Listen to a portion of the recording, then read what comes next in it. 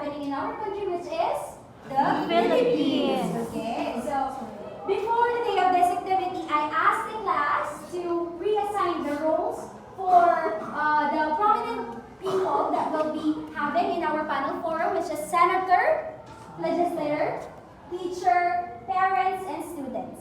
Now, may I have those people who was chosen by the class and go in front of your attires.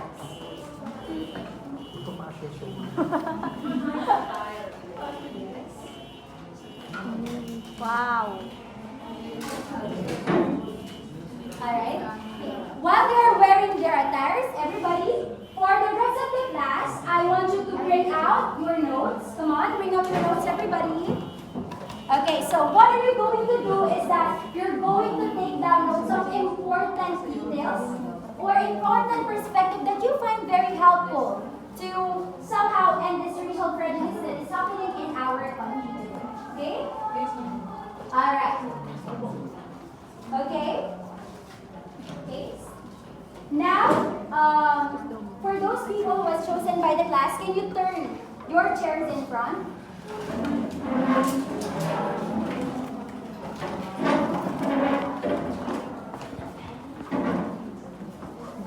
Okay, now that we have our prominent people to act in our panel forum, okay, let me just discuss the rubrics that you're going to follow in this activity, okay? So, we have here, for communication, the correct sentence construction, pronunciation, appropriate vocabulary, and we do have also well-organized oral text with staging, gives information with supporting evidence, and lastly, demonstrate understanding of other panelists' views, able to clarify.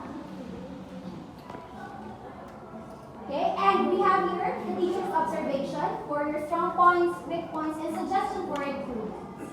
Now, the question is, are you ready, panelists? Yes. We are ready. All right, thank you so much. Now we're going to start our panel forum. I am the moderator who will be assisting our panelists for today's panel forum. Okay, welcome everyone to our panel forum on racial prejudice. Specifically within the context here in our country, the Philippines.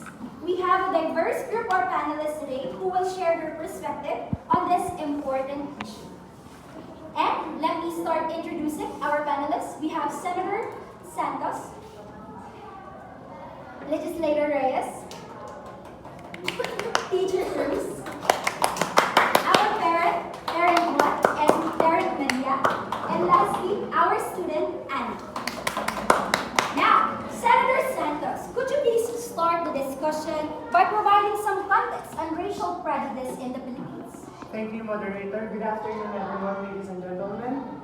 While the Philippines is known for cultural diversity, racial prejudice still persists, particularly towards indigenous peoples and minority groups. Discrimination based on ethnicity, language, and socioeconomic status is a harsh reality for many Filipinos.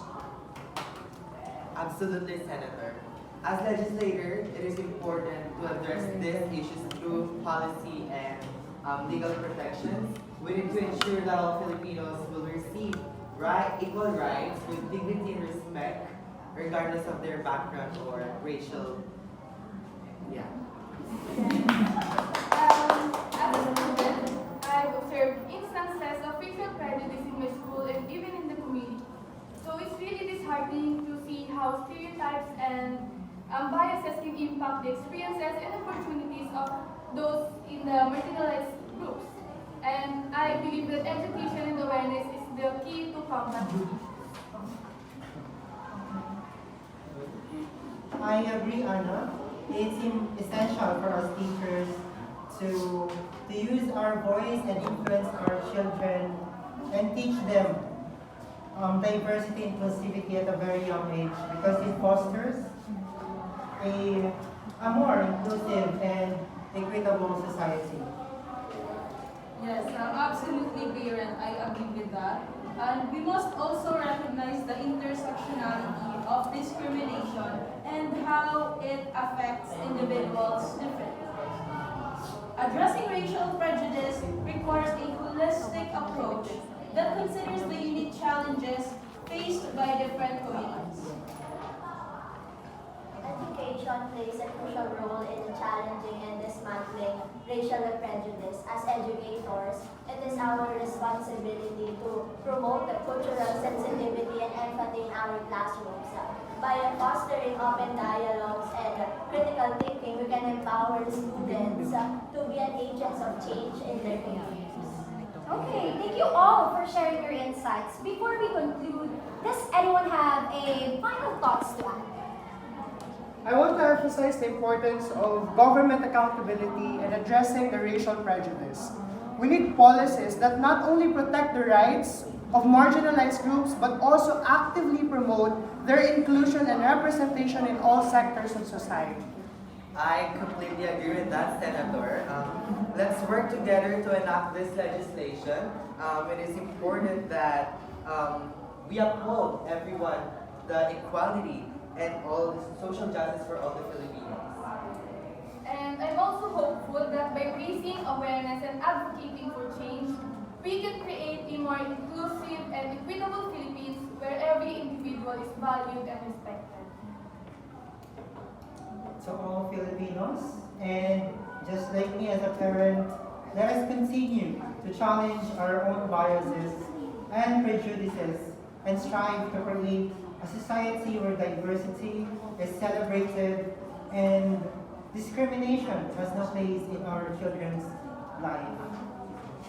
Yes, hear everyone, because it is actually up to each and one of us to stand up against racial prejudice and work towards building a nation that is productive and great, where everyone has equal rights and opportunities that we can achieve.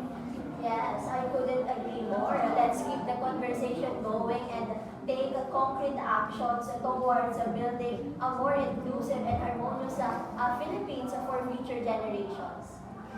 Thank you to all our panelists for your valuable contribution, and thank you for our audience for joining us today. And let's continue to work together and build a nation more welcome to all races and all Filipinos, and love each other and love our country. That concludes our panel forum. Have a great day, everyone. Can we now go back to our seats? Alright, so we finished with that. Let's give them a round of applause. Sakto that you were able to demo.